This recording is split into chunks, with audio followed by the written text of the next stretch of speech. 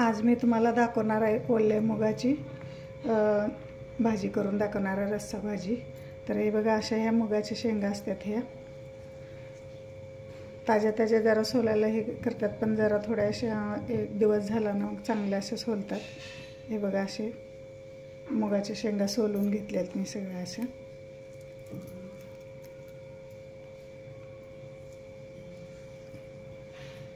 हे बघा,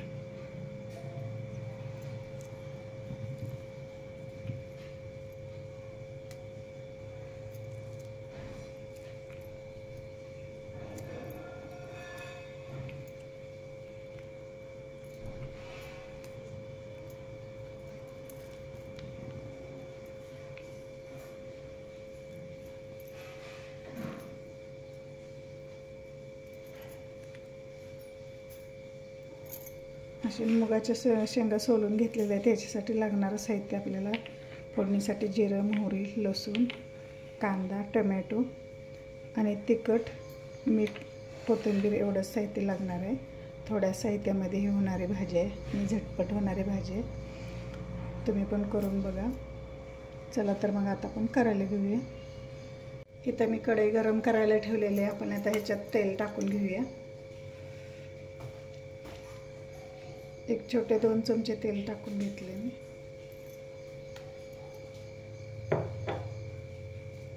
तेल थोडं गरम होऊ द्यायचं आहे। पण याच्यामध्ये मोहरी तडतडली का जिरे आणि लसूण,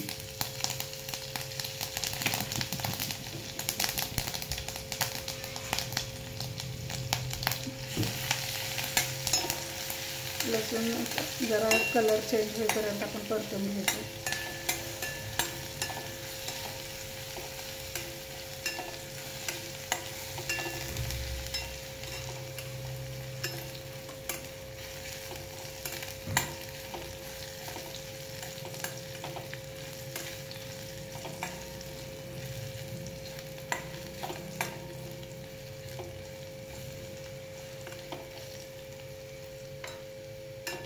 हे बघा, इथं लसणाचा पण कलर चेंज झाला आहे। आपण आता ह्याच्यात कांदा टाकून घेऊया।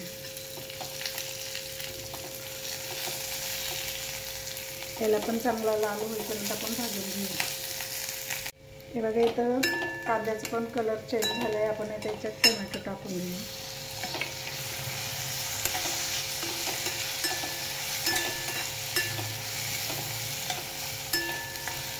त्याला पण 1-2 मिनिटं आपण परतून घेऊया। इथे बघा, कांदा टोमॅटो आपले परतून झाले चांगले। आता आपण हे मूग पण आता हे परतून घ्यायचं।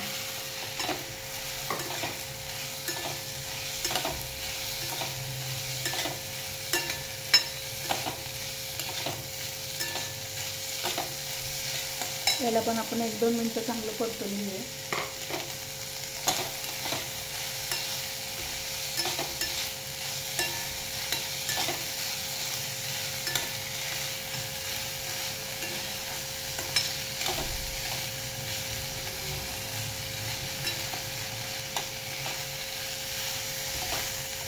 ह्या शेंगांना ना 3-4 दिवस ठेवल्यामुळे बघा ह्याला मोड आली होती।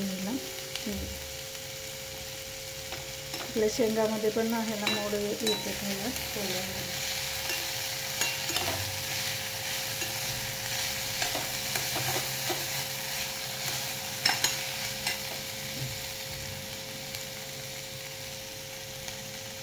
हे बघा, इथं 2 मिनिटं आपले मिक्सर परतून झालेली। इथं आपण ह्याच्यात तिखट आणि हळद ह्याच्यात घालून, हे कांदा लसणाचं तिखट आहे। तुम्हाला जसं पाहिजे तसं तिखट करू शकता। ते पण आपण घालून परतून घ्यायचं। त्याच्यात मीठ पण घालून परतून घ्यायचं आपण।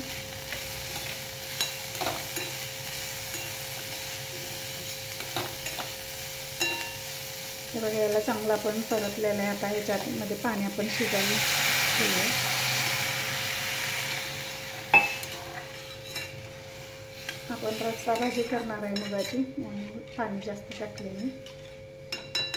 तर याला एक 10-15 मिनटं शिजवून घ्यायचं आपल्याला, कारण मग थोडंसं कठीण असतात त्यामुळे शिजायला वेळ लागतो। त्याला एक 10-15 मिनटं आपण शिजवून घ्यायचं. हे बघा, इथं आपली भाजी शिजलेली आहे. याच्यात आता कोथिंबीर टाकून घेऊया.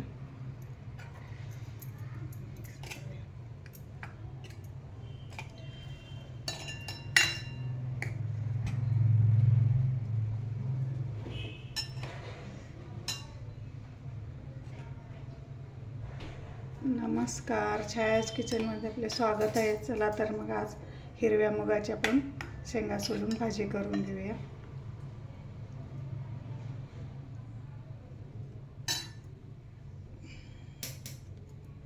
इथे माझ्या मुगाच्या भाजीची थाली तयार आहे.